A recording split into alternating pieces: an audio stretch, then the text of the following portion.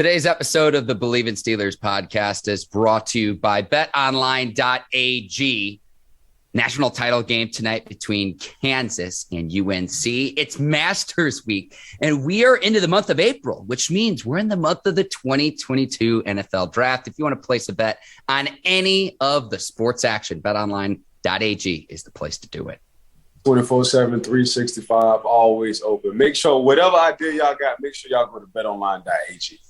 Again, if you're looking to place a wager in tonight's national title game, head over to betonline.ag on your desktop or mobile device to sign up today and receive your 50% welcome bonus on your first deposit. Just use our promo code Bleav, that's BLEAV, to get started. BetOnline, where the game starts. All right, cue the music. It's time to start the show.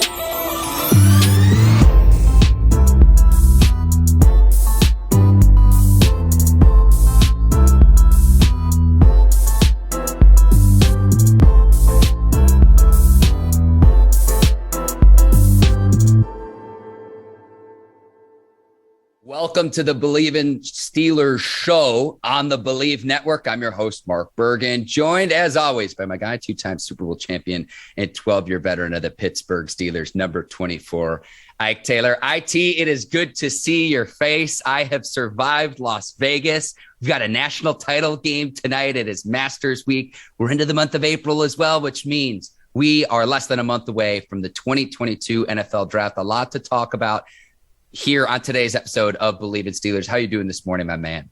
Man, I'm glad to see you back in one piece coming off of your trip. That's number one. I'm glad you did have a good time. But yeah, April has started off good, whether it's women's basketball and of course the national championship for the men's basketball is tonight. Then we got the draft coming up, and why not the Masters if you like golf. Hopefully Tiger, he said it was going to be a game time decision. So I wonder what's the over-under on Tiger coming back for the Masters. Make sure y'all go to betonline.ag to check that out as well. We'll get into that here later in today's show. Bobby Wagner signing with the Rams. The Steelers over-under win total is set, but we will start. Bruce Arians retiring from coaching and moving to a front office role with the Tampa Bay Buccaneers. Ike, this was no surprise to me. I am an avid listener to the Bill Simmons podcast, and I've read and listened to Bill Simmons' work, Ike, for like a decade. He's someone I try to mold my career after a little bit just because it's smart, read between the tea leaves and getting into the how and why of sports versus just the who, what, when, where. Bill Simmons had predicted this would happen like a month ago as soon as there were rumblings that Tom Brady would unretire. And I know they always cite family, and I know Bruce Arians is older, but you cannot tell me that Bruce Arians wouldn't be the head coach this upcoming season. If not for Brady, Todd Bowles is going to get his opportunity now. Still excited about that. And Bruce Arians still on a front office role. But there is a connection there between Brady coming back, Bruce Arians no longer being the head coach, Ike, and I will not be told otherwise. Man, I disagree with you 100%. And the reason why, Mark, I disagree with you, I see Coach Bruce Arians, how he dealt with minorities. I heard the stories where Bruce Arians, as he told him being at Temple and his first roommate who had a kid and he was black and he took care of his kid. I seen Coach Bruce Arians bring in minorities and females when it comes down to a coaching staff in Arizona. I seen Coach Bruce Arians take the Tampa Bay Bucs team to make his coaching staff my former teammates, a Larry Foote, a Brian Leftwich, a Antoine Randall L., a Goody Jr., and he wound up bringing two other females as weight room specialists and weight room coaches, and he wound up bringing another female as a coach. I seen Coach Bruce Arians be so unselfish in him not only stepping down but moving up in the front office. Here's why. Coach Todd Bowles. Coach Todd Bowles is a minority, a young black coach who had the opportunity with the Jets. Obviously, that didn't work out.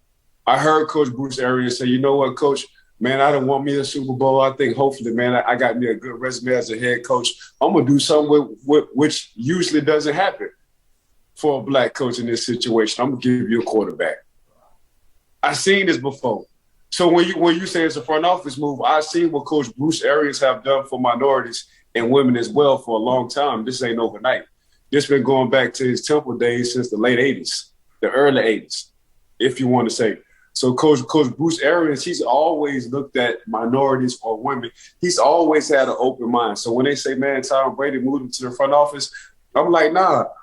I seen what happened with Coach Todd Bowles and Bruce Arians. Them two talked in the offseason, and Coach Bruce Arians was like, you know what? If you don't like a job or a situation, and if you don't like the pay, I would gladly step down and give you an opportunity and a chance. And that's just been Coach Bruce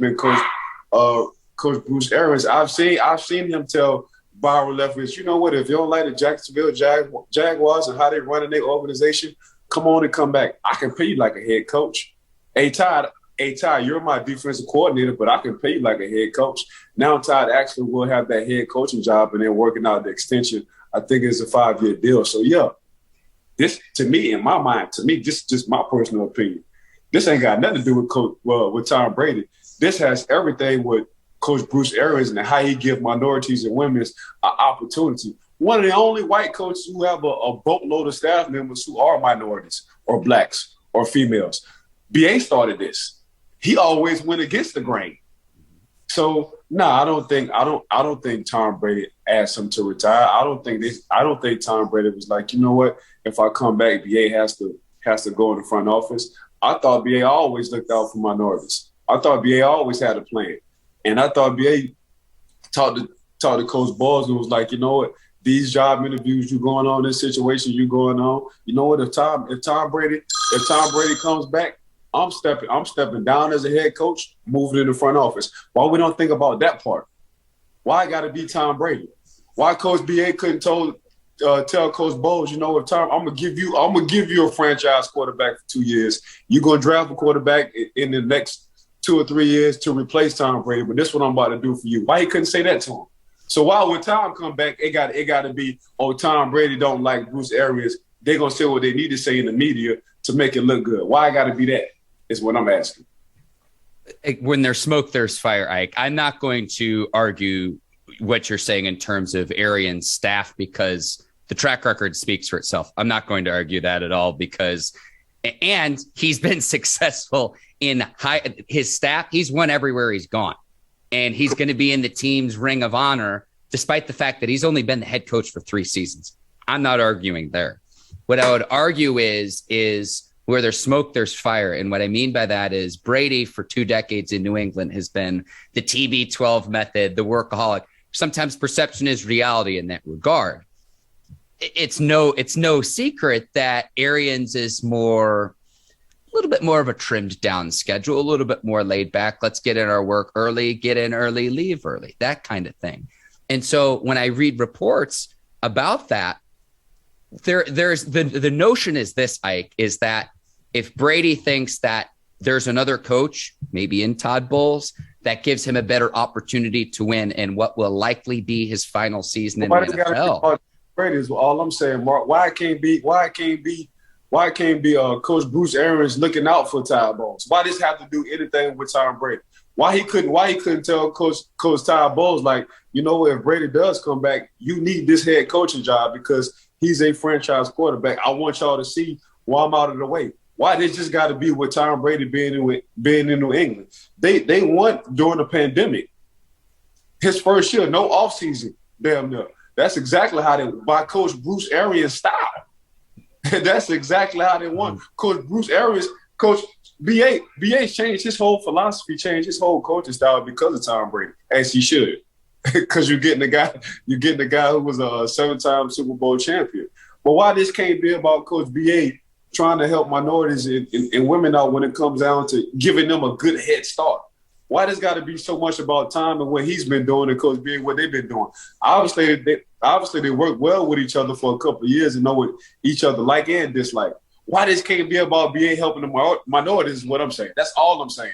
You're the first person I've heard, Ike, bring up that argument. And I'm just thinking out loud here at this point. To me, the answer to that question would be the timing. And here's what I mean by that. Todd Bowles, and this is just a quick Google search right now, Ike, interviewed for other head coaching vacancies this offseason. Now, was he actually legitimately considered as a candidate? Or was he the candidate interviewed as part of the Rooney Rule process, and it was more of a sham interview, something we've talked about with Brian Flores, Ike? And so my answer to that question would be the timing, because, okay, I'm looking, this is just a Google search off the top of my head, Ike. Todd Bowles has interviewed with both the Vikings and the Raiders this offseason before deciding to come back and continue to serve at the time as the defensive coordinator of the Buccaneers. Now he's getting the opportunity to be the head coach. So those other franchises could have poached Todd Bowles, because we both like Todd Bowles as a coach, Ike.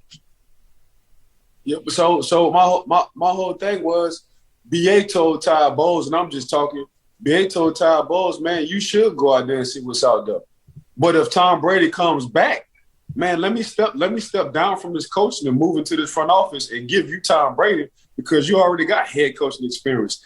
Now you can put Brian Leftwich as an assistant head coach. We keep worrying about Tom. We ain't thinking about BA and how he's been looking out. So now under Byron Leftwich resume, he got assistant head coach. Coach Todd Bowles has been a head coach, and everybody else. Larry Foote now moves into the defense coordinator position. Like this, BA know what the heck he doing. So why this got to be about Tom Brady and them two not getting along with BA? Like, no, I'm trying to put my minority staff in better positions. And let's take this a step further too, Ike, because honestly, your argument actually makes a lot of sense. But let's take this a step further. Maybe BA would have continued to be the head coach without Tom Brady, because I always like looking at the over-under win totals, which we'll get into for the Steelers here in our next segment. But the Buccaneers win total, what it was when Tom Brady had retired for however many days it was, versus when he decided to come back, and how much that would help him. And what I mean by that is that maybe Arians would have continued to be the head coach for a season or two, because your team's going to be better with Tom Brady as the quarterback versus if it weren't. And so maybe the reason he is coming back is, that Arians is stepping aside is, okay, Todd Bowles now has an opportunity to be successful, versus say you were to make this move after the fact with Tom Brady. If Tom Brady weren't the quarterback and Bowles were then the head coach, he might be stepping into a situation where he doesn't have a good quarterback. We like Todd Bowles as a head coach, but when he was the head coach of the New York Jets, couldn't really figure out the quarterback situation. And that's the reason why he was not a head coach in the league for several years. We saw what his defenses can do, particularly in the Super Bowl, shutting down Patrick Mahomes and company, and they didn't score a touchdown. Now, I know if you look back and you just look at the snapshot of the game, Tom Brady, Super Bowl MVP, that wasn't the narrative of the Super Bowl 2 years ago, Ike. And we've talked about that here on this show. And so this is you are the first person who's brought this up, Ike, that I've heard in any media. And I'm telling you this right now, this upcoming week, we're going to see this here on a national show. I'm going to be like, my guy, Ike Taylor, called this. It's April the 4th. We're recording this the morning, Monday, April the 4th, Ike. I think it's a great point. I had never really thought about that. The one counter I would have would be, okay, if that's the case, Todd Bowles could have been poached again. I know the Vikings and the Raiders interviewed him this offseason to be their head coaches. Potentially both of those franchises obviously decide to go in different directions. They knew Tom was coming back. Tom ain't put his. He was coming back. When we did our event down in Tampa at the Davidoff Geneva, the cigar lounge down there, they already knew Tom was coming back. They say Tom ain't put it in his papers. He coming back. So I mean, and if you look at it, he just had too much gas left in the tank on how well he played. I mean, he damn near was up for the league MVP. Why would I go out? You know, like I've never been a guy y'all call athletic. I've always been the guy who's clutch. I always made the game-winning drive. That's been me all my life. So I don't have to get outside the pocket. As a matter of fact, last year, I think I had my longest rushing yards last year and damn near my 22nd, NFL season. So why should I retire? So I thought it was just a heat of the moment. I thought somebody out of his camp probably leaked it out. And he was like, nah, man. He wound up asking his wife, and like, babe, like I still got a lot left. She was like, I hate to say it, you do. If you coming up in mentions as a league MVP at 44, 45 years old, why would you stop now?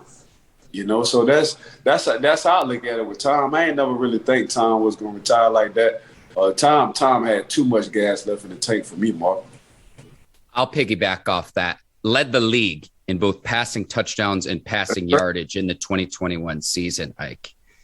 But I'm still of the thought process to where if Brady decides to retire, like I think Tom Brady had something to do with this, Ike. That's just my opinion. That's where we disagree, and that's okay. Before we go to the next subject, though, Ike, Bruce Arians coached on the Steelers staff, who's the receivers coach from 04 to 2006.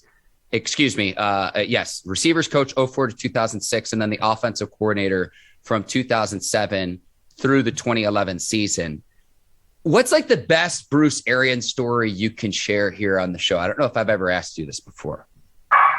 No, when BA had Mike Wallace, Emmanuel Sanders, and Antonio Brown, he said, I got some cars in my garages, and all of them fast. He said, we gonna smoke y'all ass in training camp this year. I guarantee you, we gonna smoke. I got some cars and hey, I'm gonna go ahead and let you know we're gonna smoke y'all. And that was the first time Coach BA had a trio like that when it came down to the wide receivers. Mike Wallace was running 4.2s, 4.3s, waking up out the bed. Emmanuel Sanders had to be probably the toughest son of a gun at 165, soaking wet, route running, coming down and cut blocking a blindside linebackers or a defensive ends. And we already know AB, a young AB at the time, was just, you already knew he was the one. That's how AB was. So, man, he had a trio. But once he got his trio, once they drafted the guys that he wanted for that wide receiver position, Mark, he couldn't wait at training camp. He could, because every route was a deep route. A go, a post, an 18-yard comeback. There was the 3 routes. He said, we're gonna red line your engine this year. He said that engine gonna be on that red line. Yin. He said, we're gonna red line the hell out your engine. You think you fast? I got some fast guys. And he wasn't lying. So how did you push back? Were you just like, yeah, bring it. I've seen it all in my career to this point. Like, do you not know who I am and who I've gone against? Not just against the opposition, but against other Steelers receivers that you had gone up against to that point in your career. Yeah. For you to come to me and talk to me about receivers and say you got a few receivers who can beat me deep, I know y'all talking about me in the staff meets. So that's how I looked at it. I say, dang, this what they saying. This what they drafted. We got to get someone or somebody who can either match or be as fast as Ike Taylor on our football team. So that was the way I was looking at the situation. Like, oh, so y'all talking about me and y'all meetings? Oh, I'm all the way good. And I tweeted out a social graphic this morning, Ike, fastest players in NFL history. They have the next gen stats. You are on that list as well. You mentioned Mike Wallace as well. He's also on that list of players and in that group of players. So game recognizes game. I'll call you out when I see it. But in terms of speed, now I look at that old Tom Shaw video clip saying that you're among the fastest players he's ever coached. Game recognizes game, and I take the testimony of what the stats and metrics show me, but then what other people say as well. So that doesn't surprise me at all. But that's an amazing interaction between both you and Bruce Arians. Oh yeah, you'll love BA. BA is easy going. Now when it's time to coach, he gonna coach. He gonna give it to you blood raw. But when it's time to relax and chill, he gonna relax and chill just as well. All right, Ike. The Steelers over/under win total, several betting lines, Caesars, DraftKings, FanDuel, set the Steelers win total over/under at 7.5. And I tell you what, like, I have nervousness and trepidation that the 2022 season will be head coach Mike Tomlin's first losing season, but I still kind of like the over because 7.5. Remember, there's a 17-game regular season now as well. Where are you at on this line? Honestly, Vegas always does it perfectly, but I'm going to be a yinter. I'm going to be glass half full. I say take the over, even though I think the Steelers could go like 8-9 this season. Yeah, see, my first mind saying 8-9, but just the betting part of me is don't bet against Coach Tomlin. That's the betting part of it. So deep down, like, oh yeah, they definitely going 8-9, you know. But then the other side, like, damn, I forgot who the head coach is. Like, Coach T always find a way to figure a bad situation out, or what we think is bad. We might, as outsiders, might think is bad. Them guys in the locker room, like, man, Coach Tomlin done pumped so much good stuff in us. Man, we won with Duck Hodges. Duck Hodges. So just picture what we can do with, you know, a former first-round draft pick. Sorry, like Duck Hodges, you're exactly right, because I always look at he was the fourth stringer coming into that year, remember, because Josh Dobbs got traded to the Jaguars. Big Ben obviously got hurt. Mason Rudolph was there as well. So he was really the fourth stringer. But then Duck Hodges, and like, look, I love Duck Hodges, but he didn't even start for a CFL team, Mike. Right. So, like, that was the quarterback that you had to play with that year because that's who was available. And the Steelers still went 500 that season. And so that was when we started the show too. And like, oh man. So the disrespect though comes from, there's a lot of factors that go into this. Obviously, Ben Roethlisberger retiring, the impending retirement of GM Kevin Colbert, two future Hall of Famers. Right. The question of what does Mitch Trubisky look like in Matt Canada's system, something we're going to be talking about all offseason long on into training camp. And then the improvements across the board in the AFC North. So the Browns bringing in Deshaun Watson.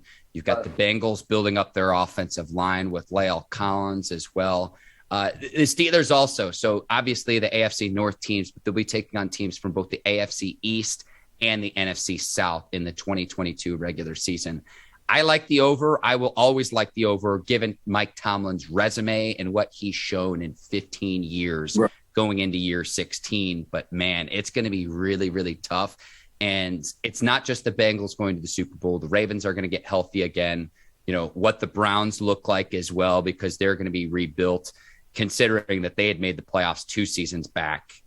This division is just going to be, like Cam Hayward says, bring all the smoke. We'll see what happens come September. Yeah, it's going to be a tough division, especially when Deshaun Watson get done with his suspension. Yep. You know, you got Joe Burrow, you got Lamar Jackson coming back healthy. You know, so they're gonna load up at the wide receiver position for him. They had a lot of guys who were injured, a lot of starters who was injured for the Baltimore Ravens. So you can only imagine when they come back with a healthy team, and then you got, you know, we got Mr. Trubisky. So we shall see. And that's exactly how I gotta say it. Like I said, like, we got Mitchell Trubisky. So basically we got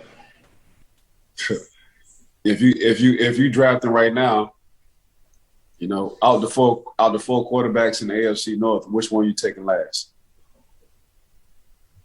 I mean, here's the thing too, Ike. I would consider Tyler Huntley, maybe even Jacoby Brissett in that same conversation with Trubisky. So we already know, you always say this, Ike, if you're asking the question, you already know the answer. I mean, come on. But, and that's, look, maybe we were being a little bit overly harsh on Trubisky, but that's more so about what Joe Burrow's done, what Lamar Jackson done, what Deshaun Watson has done in this league. Yeah, that's all. That no disrespect to Mitchell Trubisky. Is just, you know, them three guys you just named between Joe, Deshaun Watson, and Lamar Jackson. We talking about a former league MVP. We talking about a guy who just came from out the Super Bowl, and we talking about another guy. If he would have had any kind of talent around him, Deshaun Watson, on the offense or defensive side, there was one game away from going to the Super Bowl on beating Kansas City at home. So this is no disrespect to Mitchell. You just talking about the resumes and the guys who are in front of them. They got real good resumes.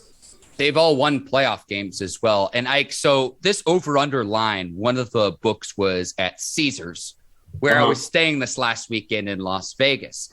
And so to transition here, I'm sitting there at Caesars with a friend of a friend at the bachelor party. And this particular friend, he was the first guy to get in on this trip this weekend. And we're sitting there, and the news comes across the screen on ESPN that Bobby Wagner had signed with the Rams.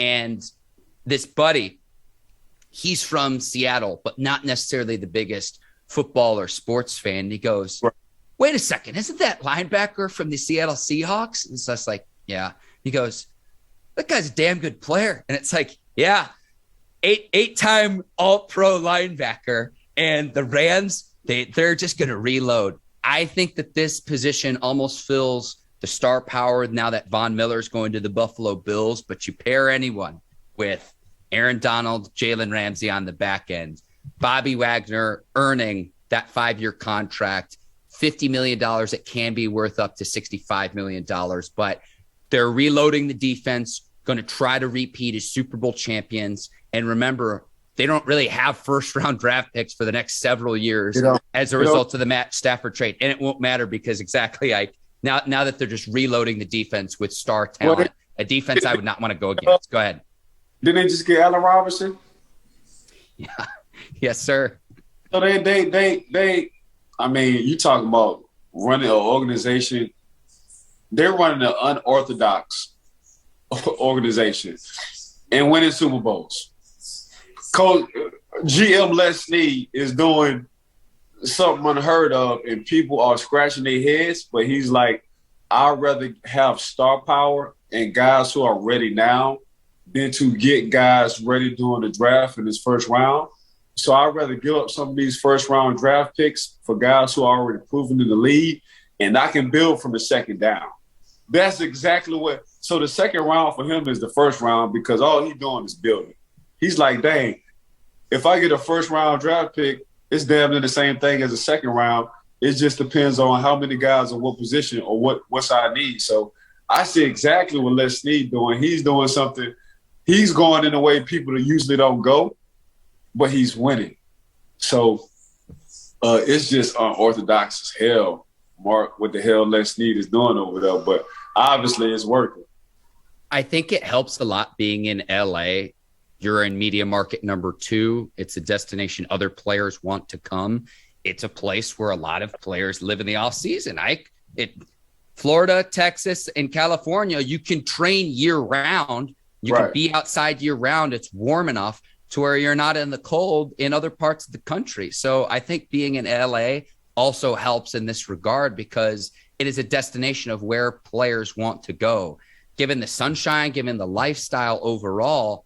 And again, I look at, okay, what have their resumes shown to this point and what do they have left in the tank? In the last 5 years, Aaron Donald, 5 All-Pro selections. Wagner, 4 All-Pro selections. Ramsey, 3. And so only 6 defensive players in the entire league have achieved that same feat over that 5-year period. Now they have 3 of them on that defense. Right. Yeah, big shout out to Bobby Wagner. He definitely deserves it. I'm glad his resume helped him build and go to a team where he really wanted to go. And I think that fit him perfect. He got out of a toxic situation up in Seattle, Washington. Now he's with, really a carefree, a coach, a young coach who understands players, who dang near got a good movement going on over there with the LA Rams. So he in the perfect – now he got a D tackle, a Hall of Fame D tackle, who's going to let him roam around free. I'm sure they're going to get another D tackle, another DN in his draft to give some help on that defensive line. But, man, we call it 6 o'clock. And your 6 o'clock is having somebody who's on a D-line, which is a good D tackle, or having a badass middle linebacker, as in good, a Hall of Famer. Then you go on the secondary side, and you got Jalen Ramsey. So, honestly, to be honest, it's hard to have 3 Hall of Famers on one side of the ball. And if you think about it, whenever they retire, that's exactly what they're going to be. Jalen Ramsey, Bobby Wagner, and Aaron Donald, 3 Hall of Fame guys on one team at the same time, exactly in their prime. I want to thank Les Snead and the Rams front office as well. Thank you for signing Bobby Wagner so that he stays away from the Baltimore Ravens. Thank you in advance to Les Snead and the front office there. Yeah, Les know exactly what he's doing. Ike, you're the absolute best. Before we wrap up here, we've got a national title game tonight. Kansas and North Carolina. I'm going to rock with Go ahead, Ike. Go ahead, Ike. I'm gonna go with North Carolina, Mark. The baby blue. Like, that's my college team I like when it comes down to basketball, the Tar Heels. All right. They are a 4-point underdog, Ike. Hubert Davis, in his first season as the head coach, he had been an assistant under Roy Williams, who is now in the first year of his retirement. Tonight's going to be interesting, too, because Roy Williams back in the day coached Kansas. I'm going to go with the Jayhawks, Ike. The Jayhawks made me a little bit of money in Las Vegas. It was one of my few winning bets. I'm going with the Jayhawks. My brother's a KU alum. I should hate Kansas because I'm a Missouri alum. They're huge rivals, but Kansas won me some money in Las Vegas.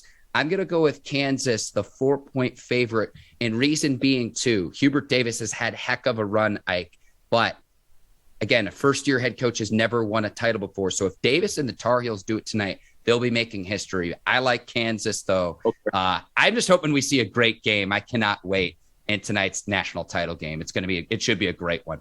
Yeah, for sure. I'm going to watch that game.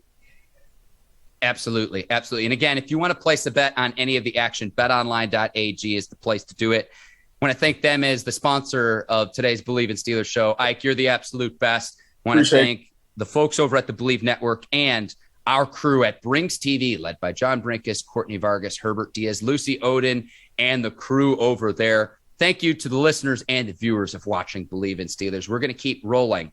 On Friday's episode of the show, we've got our position groups of the 2022 class. Ike, we're going to be starting with quarterbacks and running backs, recording that on Wednesday. And again, that episode will be due out on Friday as well. So I'm excited to get into draft talk with you because now we are less than a month away from the 2022 NFL draft. Yeah, I got to put my GM hat when it comes down to this draft. So I can't wait till Wednesday to share my thoughts and see what people say about this draft. But we've been hitting on this draft, so I can't wait. For Ike Taylor, I'm Mark Bergin. Thank you for watching Bleav in Steelers. We will see you later this week. Until then, take care and so long, everybody. Peace.